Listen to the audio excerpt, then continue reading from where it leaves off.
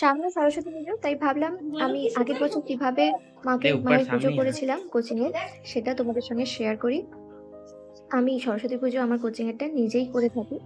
তো ভুল ত্রুটি অবশ্যই মার্জনা করবে, বা আমার যদি কোনো ভুল হয়ে থাকে সেগুলো অবশ্যই মেনশন করে দেবে।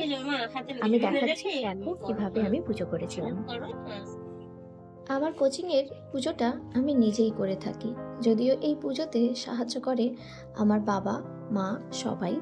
তো আল্টিমেটলি পুজোটা আমিই করি। তো প্রথমে একটা ছোট করে আলপনা দিয়ে নিয়েছি, তারপর ওম বিষ্ণু ওম বিষ্ণু ওম বিষ্ণু বলে নিজেকে শুদ্ধিকরণ এবং চারিদিকে গঙ্গাজল ছিটিয়ে নিয়েছি। ঘরটা আগেই বাবা পেতে নিয়েছিলেন। ঘটে একটা ঠাকুরের ছবির পাশাপাশি ডাবেও ঠাকুরের একটা ছবি আঁকা হয়েছে। এবার এখানে ঘটে একটা ফুল দেওয়া হয়েছে। এবার চন্দন বেটে নেওয়ার পালা। চন্দন বেটে নেওয়ার পর তারপর তুলসী পাতা চন্দনে দিয়ে ফল প্রসাদে এবং মিষ্টি প্রসাদে তুলসী পাতা দিয়ে দিলাম। তারপর যেহেতু সরস্বতী পুজো, তাই কুল দিতেই হবে, তবে গোল কুল আমি পাইনি, তাই এই নারকেলি কুলই দিতে হয়েছে। এরপর দুধের মধ্যে একটু দই মিশিয়ে নিলাম, মধু আগে থেকেই এখানে মেশানো ছিল। এবার মাকে আমি সিঁদুর পরিয়ে দেব, মাকে এবং মায়ের বাহন হাঁসকেও সিঁদুর পরিয়ে দিলাম। তারপর আমি নিজেও সিঁদুর পরে নমস্কার করে নিলাম। তারপর একটা বেলপাতা, তাতে ফুল নিয়ে আমি ঘটে দিলাম।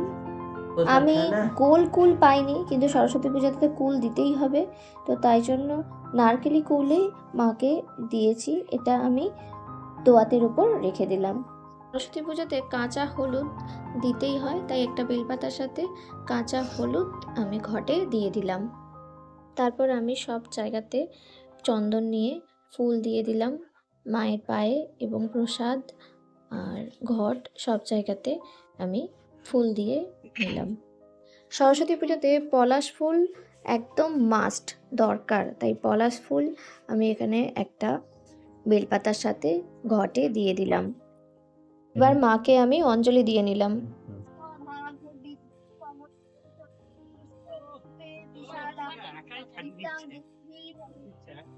জয় জয় দেবী চরাচর সারে কুচযুগ শোভিত মুক্তাহারে বীণা রঞ্জিত পুস্তক হস্তে ভগবতী ভারতী দেবী নমস্তুতে। এবার আমি পঞ্চপ্রদীপটা জ্বালিয়ে নিলাম আরতি করব বলে। এবার আমি দাঁড়িয়ে মায়ের আরতিটা করে নিলাম পঞ্চপ্রদীপ দিয়ে। তারপর এবার আমি কর্পূরের প্রদীপ দিয়ে আরতি করে নিলাম। তারপর আমি ধূপদানি দিয়ে আরতি করে নিয়েছি। তারপর জলশঙ্খ দিয়ে আরতি করে দিলাম। এরপর আমার একটি ছাত্র এসেছিল পুজোতে অঞ্জলি দিতে, তো আমার মেয়েকে নিয়ে এবং তাকে নিয়ে আরেকবার অঞ্জলি দিতে বসেছি।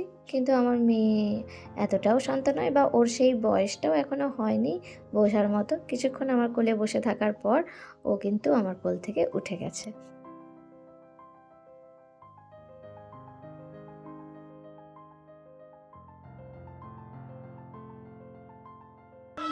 পুস্তক হস্তে ভগবতী ভারতী দেবী নমস্তুতে।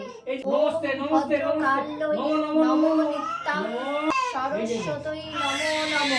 বেদ বেদাঙ্গ বেদান্ত স্থানে ভো। আমি নমস্কার করে মাকে মনের ইচ্ছে বলে উঠলাম। তারপর আমার ছাত্রকে বললাম নমস্কার করে নিতে। এইভাবেই আমি পুজো করে থাকি। তো কিছু কিছু জানি মিস্টেক হয়েছে, তো সেইগুলো অবশ্যই আমাকে কারেক্ট করে দিও। Thank you.